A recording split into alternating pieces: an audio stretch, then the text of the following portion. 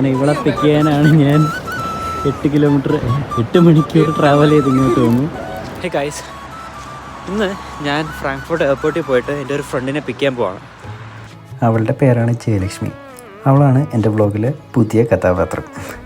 അങ്ങനെ ഈ വണ്ടിയിലാണ് ഞാൻ പൊയ്ക്കൊണ്ടിരിക്കുന്നത് കേട്ടോ.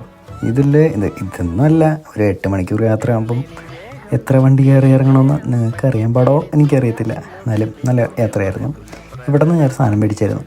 അങ്ങനെ ഇതിപ്പോൾ ട്രാൻസ്ഫറിനായിട്ട് വൂസ്ബർഗിൽ ഇറങ്ങിയായിരുന്നു. അങ്ങനെ വൂസ്ബർഗിൽ ട്രാം കണ്ടോ? നമ്മുടെ സാധാരണ ജർമ്മനിയിൽ ഇങ്ങനത്തെ ട്രാംസ് ഒന്നും ഇല്ല. ഇതിപ്പം ഒരു പഴയ മോഡൽ. ഞാൻ പ്രാഗിലൊക്കെ ഇത് കണ്ടിട്ടുള്ളൂ. ഇങ്ങനത്തെ നല്ല ഭംഗിയില്ല കാണാൻ. അപ്പോൾ പറഞ്ഞു വന്നത് ജയലക്ഷ്മി. അവൾ 6 മാസം മുന്നെയാണ് നാട്ടിൽ പോയത്. നമ്മൾ ഏകദേശം ഒരുമിച്ചാണ് ഇങ്ങോട്ട് വന്നത്. നമ്മൾ ഒരേ ഓഫീസിൽ ഏകദേശം ഒരേ ടൈം പീരീഡിൽ വർക്ക് ചെയ്തതാണ്. അങ്ങനെ പരിചയമായതായിരുന്നു. അങ്ങനെ ഇപ്പോൾ അവൾ തിരിച്ചു വരുന്നത്. ഇത് കണ്ടോ പൂക്കൾ. ഇപ്പം ജർമ്മനിയിൽ സ്പ്രിങ് സീസണാണ്. അപ്പം ഇപ്പം മൊത്തം പൂക്കളാണ്. എന്നാൽ ഞാൻ കുറച്ച് പൂക്കളുമായിട്ട് അവളെ പിക്കാൻ വേണ്ടിയിട്ട് പോകുമായിരുന്നു. നോക്കടേ, നീ വീട്ടിലെടുത്ത് വിളിക്കുന്നു. Welcome back ചെറുവിനി.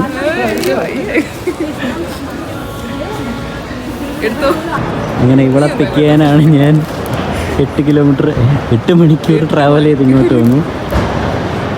സോ ഇനി എന്താ പ്ലാൻ? ഇനിയിപ്പോൾ ജർമ്മനിയിൽ വന്നിട്ട് എന്നാ പ്ലാൻ? പഠിക്കണം, ജോലി അടിക്കണം. ഇവിടെ എന്തോ പഠിക്കാനാ വന്നേ? മാസ്റ്റേഴ്സ് ഏത് വിഷയം? Advanced quantum physics. മാസ്റ്റേഴ്സ് പഠിക്കണം. തലയാണ് തല. ഇരിക്കാണ്.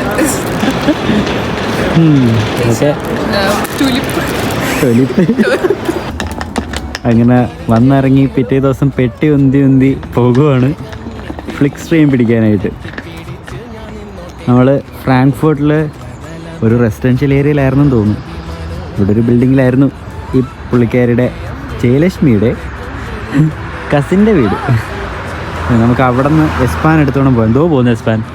ബൈ എസ്പാൻ. അപ്പം അത്രയൊക്കെ ഉള്ളൂ. ബൈ.